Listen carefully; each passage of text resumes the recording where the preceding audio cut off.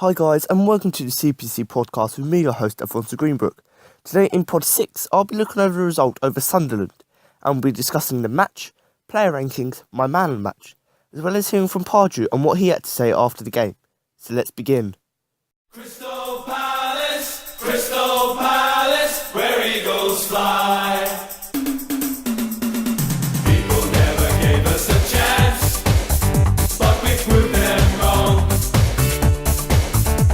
They said we were wasting our time, but we were strong. 'Cause our fans made a winning sound. It was echoing around the ground. Crystal Palace,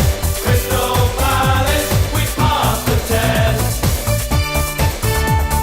Crystal Palace, the very best. We're the Eagles and we're flying, never give up trying. Gonna hold our heads up high. Crystal Palace, where eagles fly. We can see the end is in sight. One more game to play.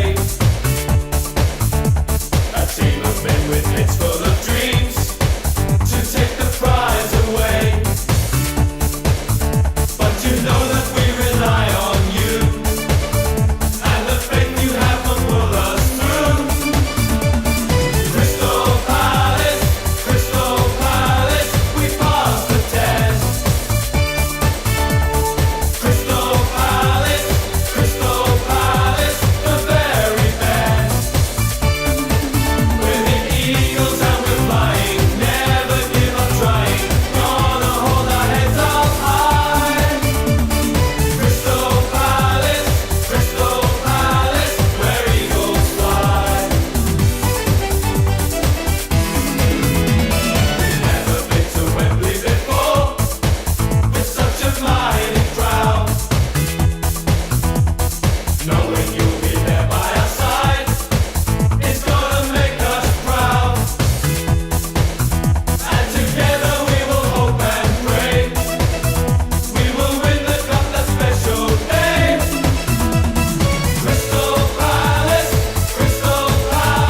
we passed the test. Crystal Palace, the very best. We're the Eagles and we're flying, never give up trying. Gonna hold our heads up high. Crystal Palace, where eagles fly. Crystal Palace, where eagles fly. Crystal Palace, where eagles fly.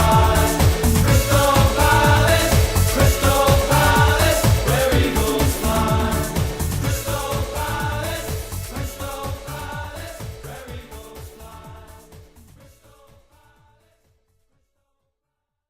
Conor Wickham bagged his second brace in 3 days, but Fabio Borini's late equaliser cruelly denied Palace the league victory they so desperately craved.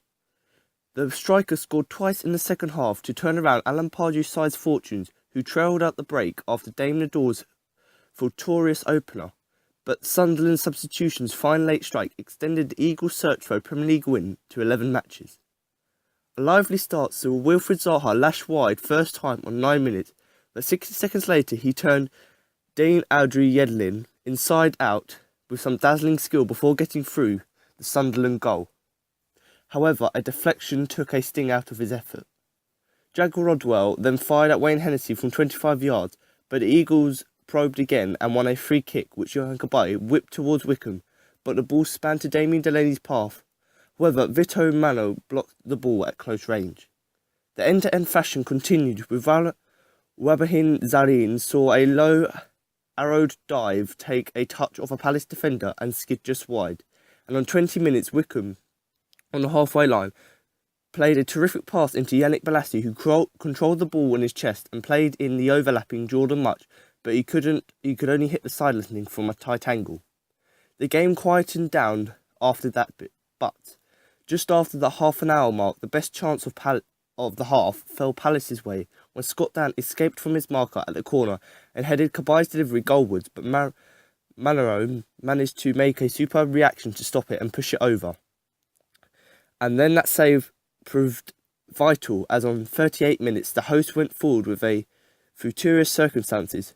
Jermaine Defoe collected the ball just outside the box and looked to be going nowhere until he found Nador, who tried a spectacular shot from range, but he got lucky as it deflected off Dan and beat the wrong-footed Wayne Hennessey to register his first goal for Sunderland and hand them an undeserved lead. Defoe then saw two efforts go straight down the throat of the Palace goalkeeper, and then in the final action of the half, a dangerous Kajri free kick stuck Yohan Cabaye and somehow spun over the crossbar as Alan Pardew's side looked to regroup at the break. That's what happened as seconds after the game resumed. Wickham saw a header flash over from Zaha's cross from the right, but on 61 minutes he did get himself on the score sheet. Zaha began the move as he brought the ball forward and squared Balassi, who turned and played it a neat discussed pass to the feet of Wickham. His first touch gave him a yard of space and he needed to get the sight of goal around Yedlin, and then he bent the ball around Mannone and matched it flick the post and crossed the line to score his third in 3 days. Then 6 minutes later he turned the game on its head as he notched yet another. Much floated a corner towards the back post where Dan competed with two Sunderland defenders for the ball, which came down perfectly for Wickham to lash it into the net from close range and put Palace ahead. That looked to have given Palace a prestigious 3 points, but with 4 minutes to go, Patrick Van Holt played the ball down the right to Borini's path, and the Italian striker brilliantly lashed it in first time on the angle past Wayne Hennessey to snatch the point. Now to move on for the player rankings from the game. Now, if you do disagree with some of the player rankings, which are this week courtesy of Reed Crystal Palace, my sponsor, and the website which I'm now an editor of.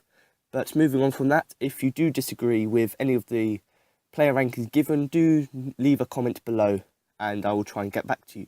So Wayne Hennessey, a 6. The Palace keeper didn't have much of a chance with either goal and was generally solid throughout the game. Some will argue that he could have done better with Borini's goal, but it was a super strike from the almost impossible angle. So obviously Wayne Hennessey, he had an alright game, wasn't spectacular, but he was able to make sure we wouldn't lose the game. Obviously we did draw it, not what we wanted, but we still was able to win it.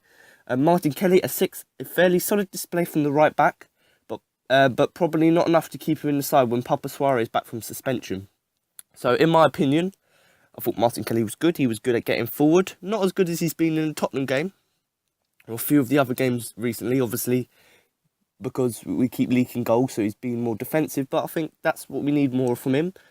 But a good performance for him. But like I said there, when Papa Suarez comes back for the Liverpool game, I think it'll either be him or Ward who will be out the squad. And I think it'll be Ward. Ward will be in the squad and Kelly will probably go out. But we'll just have to wait and see. Now to move on to Scott Dan, a 7. Dan played well and was really unlucky when the ball deflected off him for Sunderland's first goal. He almost got a goal at the right end, but his header was well saved. So obviously, Dan once again getting forward, trying to score goals. Obviously, he did have that header, did obviously get saved, but he's created the chances and he was able to get the goal. So a good game from Dan. Hopefully, he can continue his both attacking form and his defensive form. Now to move on to Damien Delaney, a 7. Delaney also had a good game and kept the dangerous Jermaine Defoe relatively quiet. So obviously, last few games, Damien Delaney hasn't really been playing well. He's been quite tired. But generally in this game, he was much better. Was able to, like I said there, keep the strikers quiet and obviously to make sure we couldn't lose the game. We did still draw the game, but we could have lost it by a lot more because their counter-attacks were very good. Like ours in some respects, but obviously they had a better day at the office, let's say. Now to move on to Joe Ward, a 6. Had a bit of a tough night dealing with Wabi Kazal, but on the whole, he was solid. He was solid enough, and obviously Ward, like I said, he's probably the one who's going to stay in the squad when when Suarez comes back. Kelly will probably leave, but a good performance from Joe Ward. I think difference with him from the start of the season, he's now going more defensive rather than going more attacking, which is something I think we should expect more than him considering we keep leaking goals. So it's good from him. Obviously, he's now passing the ball to Zaha, Blassie on the wing so they can get forward so it doesn't leave gaps in the defences. So actually doing quite well. Mili Jednak, a 6. The skipper batted well on his return to the side and was full of energy, but didn't quite show enough to warrant him starting over Joe Ledley. He also won the header that led to Connor Wickham's second goal. So obviously, Ledley and Jednak have been sort of chopping and changing in this sort of period where we haven't won any games. But Mili Jednak is probably, out of them two, was the worst one during this period because he keeps misplacing passes, he keeps doing things that we don't expect from him. Like, he's very slow, he keeps passing the ball back rather than trying to find the space to go forward. But generally, the Sunderland game, he did play quite well, and obviously that does warrant him a 6. So a pretty good game, and obviously he's winning quite a lot of headers that are leading to goals. So they don't count as assists, but we can see there that he's still doing quite a good job. Now, Yohan Cabaye, a 6 once again, like Yanak, his partner. Cabaye was neat and tidy, but didn't really have a huge impact on the game before he was taken off. And obviously, he was taken off because he was battered and bruised. He kept getting fouled by all the players, and it wasn't really a nice game for him. But like usual with Yohan Cabaye, his passes were superb, and obviously he was one of the reasons probably why we were able to be really good on the counter-attack. So now to move on to our next player, who is Wilfried Zaha. So Wilfried Zaha at 7.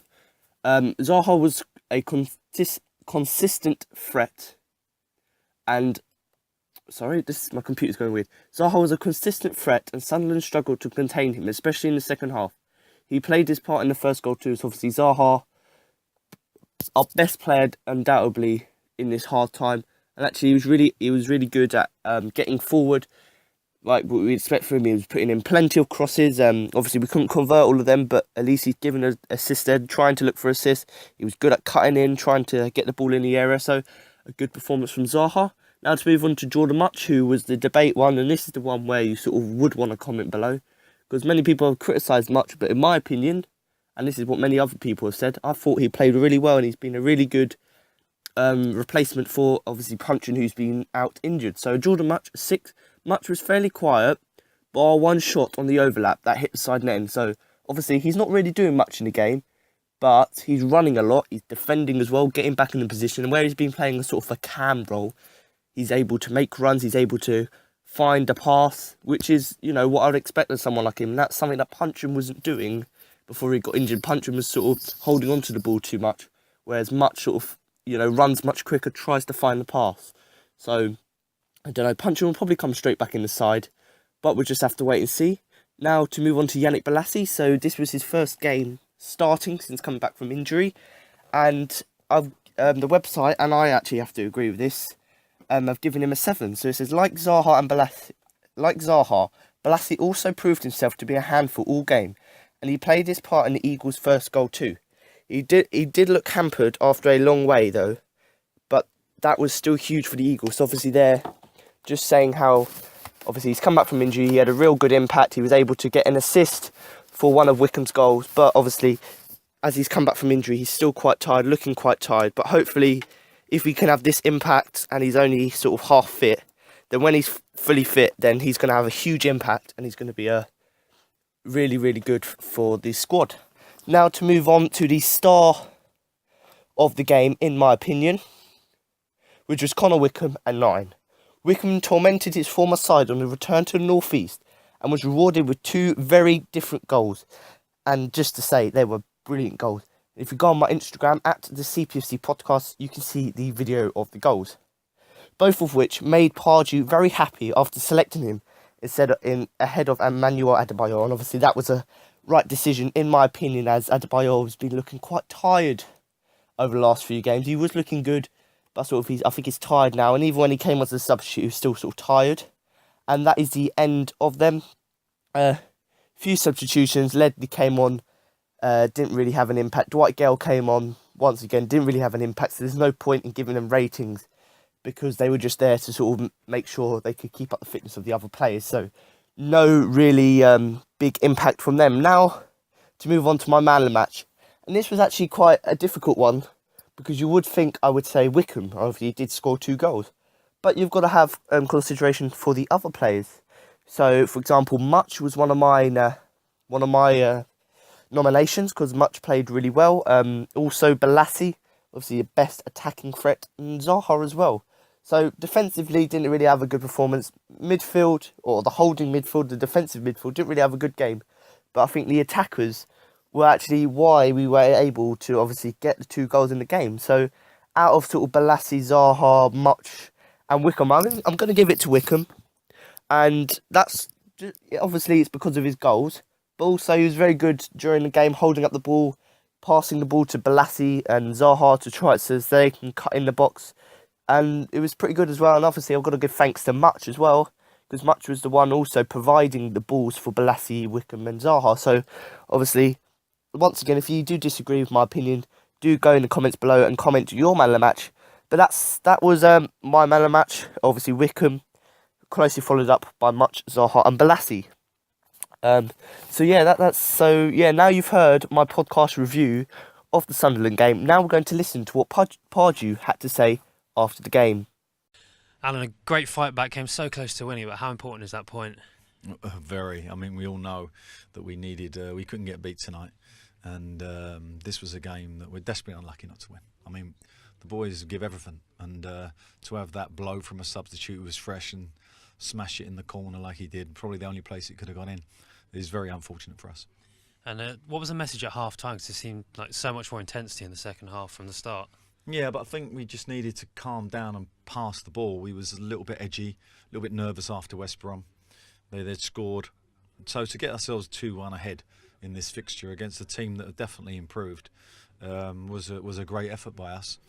And as I say, I think they're very fortunate to get a point today and take 2 off us. But very important point for us nevertheless. And Connor Wickham, 4 goals in 2 games now. It's great that he's hit form at such an important stage. Yeah, you know, I said that this is a guy that's going to score goals, you know, and he's been unlucky this year. He's in injuries and suspensions at crucial times, but he's fully fit, he's ready to go. And but it's nice to see the 2 boys on the flanks causing problems again. We looked a lot different tonight. And much happier going into the game against Liverpool on Sunday. Well, of course, you know, it settled us down a little bit. And even though with that disappointment, I think in reflection in the morning, it's a good point. Thanks. So there, now you've heard what Pardew had to say. That concludes my match review of Crystal Palace versus Sunderland, or Sunderland versus Crystal Palace if you want to be pedantic. But make sure to come back next week for my pre- and post-match review and preview of Crystal Palace versus Liverpool. So thanks for watching, and remember to up the Palace. Vote for your Player of the Month by using the link in the description below.